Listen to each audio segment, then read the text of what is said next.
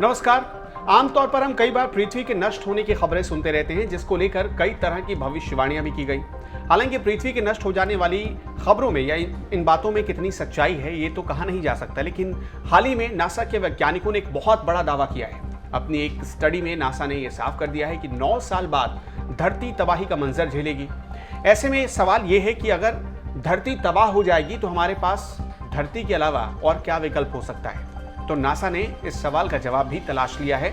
दरअसल अब तक सिर्फ मंगल ग्रह पर ही जीवन की संभावना नजर आ रही थी, लेकिन अमेरिकी अंतरिक्ष एजेंसी नासा मंगल ग्रह के अलावा शुक्र और शनि जैसे ग्रहों पर भी जीवन की संभावनाओं का पता लगा रही है। इसमें इस सवाल का जवाब भी मिला है कि किस तरह के ग्रहों पर जीवन संभव हो सकता है।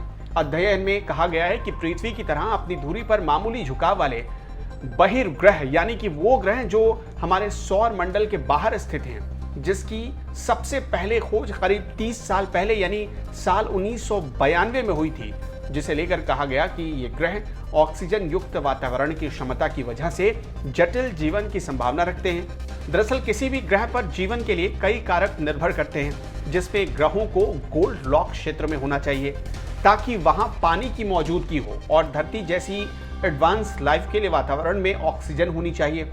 साथ ही साथ 3 कारकों से ग्रह पर ऑक्सीजन लेवल बढ़ सकता है।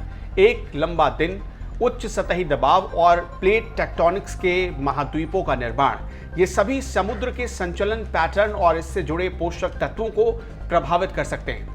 हालांकि धरती पर जीवन पनपने के लिए क्या स्थितियां होनी हैं, इसको लेकर एक अध्ययन भी किया गया, जिसे लेकर एक मॉडल में ध्यान केंद्रित किया गया कि फोटोसिंथेसिस लाइफ के लिए विभिन्न मात्रा में ऑक्सीजन के माध्यमों से स्थितियों में कैसे परिवर्तन होता है। इस अध्ययन को लेकर इंडियाना की पुरुडे यूनिवर्सिटी में काम करने वाली मुख्य लेखिका स्टेफनी ओल्सन ने एक बयान में कहा है, इस मॉडल के जरिए हम स्थिति में परिवर्तन करके काफी कुछ जान सकते हैं। जैसे हम दिन के समय और वातावरण में बदलाव कर पा रहे हैं, हम इसके लिए भी विश्लेषण कर रहे हैं कि भूमि का वितरण कैसे समुद्री वातावरण और महासागरों में ऑक्सीजन पैदा करने वाली जीवन संबंधित प्रक्रिया करता है।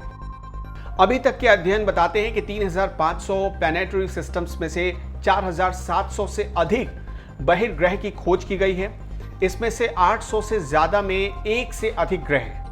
बीते महीने एक स्टडी प्रकाशित की गई थी, जिससे पता चला था कि मिल्की वे गैलेक्सी में केपलर 442b नाम का केवल एक ग्रह है, जिसे ऑक्सीजन फोटोसिंथेसिस के साथ बायोस्फीयर बनाने के लिए अपने तारे से पर्याप्त धूम मिलती है। ऐसे में हो सकता है कि आने वाले समय में बहिर्ग्रह पर जीवन की कामना की जा सके।